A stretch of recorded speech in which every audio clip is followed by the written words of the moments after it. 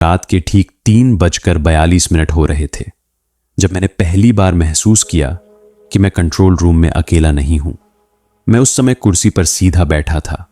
सामने 4 मॉनिटर लगे थे। हर स्क्रीन पर बिल्डिंग का अलग हिस्सा दिख रहा था। Parking, store room, main gate और पीछे की सीढ़ियां। सब कुछ वैसा ही लग रहा था जैसा हर रात होता था। शांत, स्थिर, सुरक्षित। मैं पिछले 3 साल से इस फैक्ट्री में नाइट शिफ्ट सिक्योरिटी गार्ड था। ये जगह दिन में बहुत व्यस्त रहती थी, लेकिन रात के बाद ये पूरी तरह खाली हो जाती थी। सिर्फ मैं, मेरी वॉकी टॉकी, कैमरे और ये कंट्रोल रूम। उस रात भी सब कुछ सामान्य था। शिफ्ट शुरू हुए लगभग 4 घंटे हो चुके थे। चाय ठंडी हो चुकी थी। बाहर हल्की हवा चल रही थी, जिससे कभी कभी किसी शीट के हिलने की आवाज आ जाती थी। मैंने इसे नजरअंदाज किया। नाइट शिफ्ट में ऐसा होना आम बात थी। मैं कैमरों को यूं ही देख रहा था, तभी मेरी नजर स्क्रीन नंबर 3 पर गई। पीछे की सीढ़ियों वाली स्क्रीन। वहां कुछ अलग लग रहा था। पहले तो मुझे लगा मेरी आंखें थकी हुई हैं, लेकिन फिर मैंने ध्यान से देखा।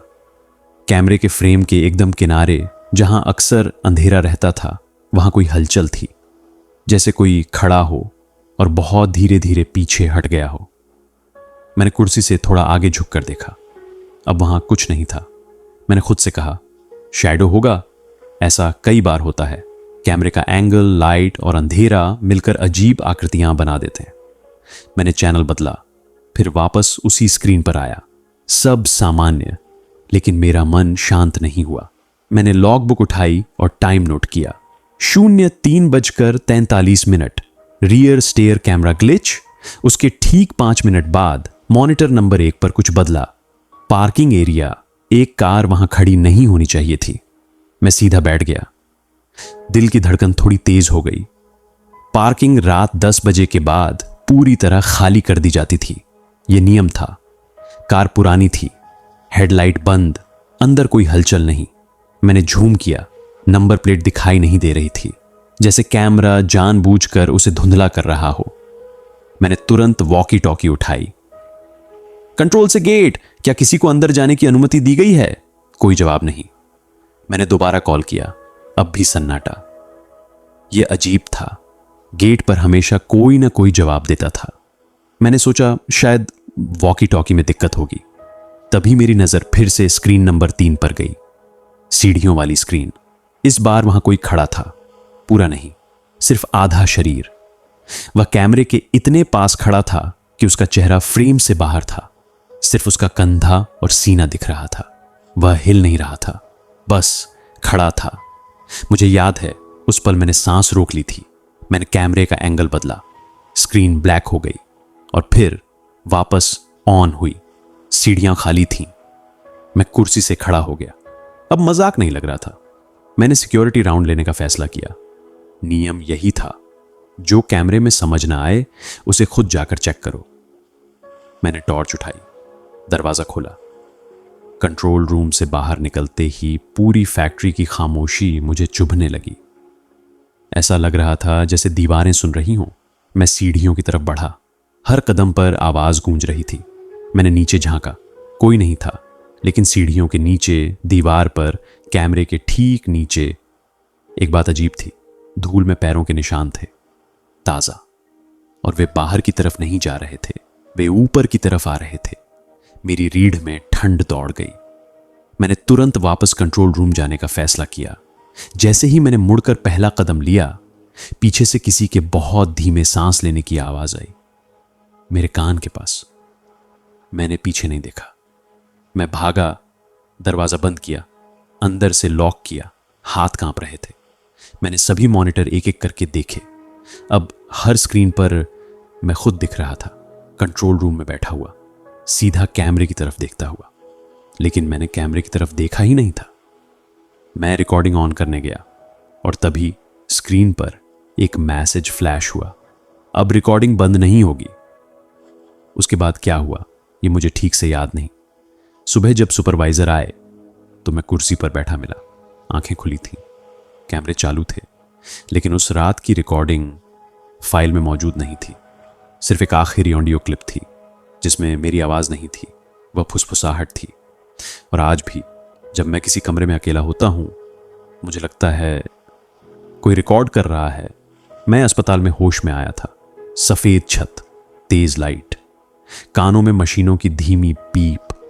किसी ने मेरा नाम पुकारा, लेकिन आवाज दूर से आती हुई लग रही थी, जैसे पानी के अंदर से।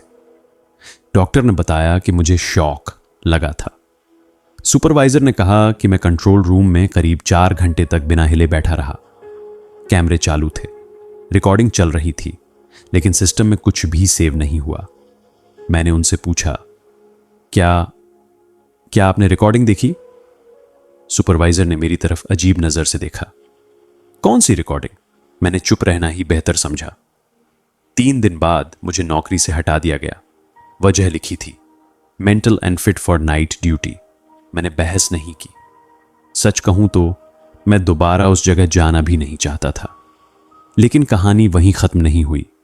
घर लौटने के बाद पहली रात मैं सो नहीं पाया। कमरे की लाइट बंद थी, मोबाइल साइलेंट पर रखा था। फिर भी मुझे ऐसा लग रहा था जैसे कोई मुझे देख रहा हो। सिर्फ महसूस नहीं, बल्कि गिन रहा हो। मेरी सांसें, मेरी पलकों की हर हरकत। रात 2:17 पर मेरा फोन अपने आप ऑन हुआ। स्क्रीन पर कोई कॉल नहीं थी, कोई नोटिफिकेशन नहीं, सिर्फ एक ऑडियो प्ले हो रहा था। मैंने आवाज पहचानी, वही फुसफुसाहट, लेकिन इस बार साफ थी। रिकॉर्डिंग शुरू है। मेरे हाथ कांपने लगे। मैंने फोन बंद करने की कोशिश की। फोन ने रिस्पॉन्ड नहीं किया। फिर स्क्रीन बदली। अब वीडियो चल रहा था। वही कंट्रोल रूम, वही कुर्सी, वही 4 मॉनिटर, लेकिन कुर्सी खाली थी। कैमरा धीरे धीरे झूम कर रहा था, मानो कोई उसे चला रहा हो। फिर फ्रेम में मैं आया। मैं कुर्सी पर बैठा था, लेकिन मैंने जो कपड़े पहने थे वह वही नहीं थे जो उस रात थे। मैं वीडियो में थोड़ा झुका हुआ था, आंखें कैमरे से हटाकर सीधे मेरी तरफ देख रहा था, मेरे ही कमरे की तरफ। मेरे फोन से आवाज आई, तुम चले गए, लेकिन रिकॉर्डिंग नहीं रुकी। मैं चीखना चाहता था, लेकिन आवाज गले में अटक गई। अगले ही पल स्क्रीन ब्लैक हो गई, फोन बंद हो गया।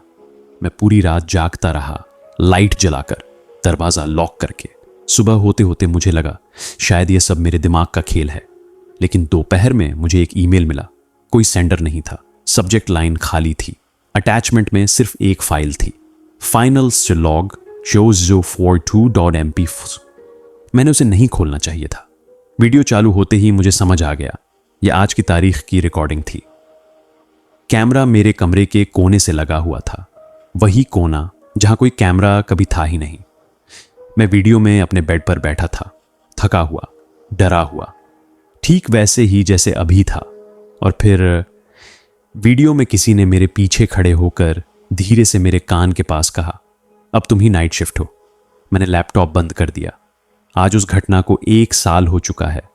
मैं कहीं काम नहीं करता, रात को सोता नहीं, और किसी भी कमरे में बैठते समय मैं कभी पीठ दरवाजे की तरफ नहीं करता, क्योंकि कुछ दिन पहले मेरे नए घर के बाथरूम में मुझे छत के पास एक छोटा सा काला लेंस दिखा, और उसके नीचे एक लाल बत्ती धीरे धीरे ब्लिंक कर रही। मैंने उस कैमरे को उसी वक्त नहीं तोड़ा, शायद डर की वजह से, या शायद इसलिए क्योंकि मन के किसी कोने में मुझे यकीन हो चुका था कि अगर मैंने उसे छुआ तो कुछ और शुरू हो जाएगा।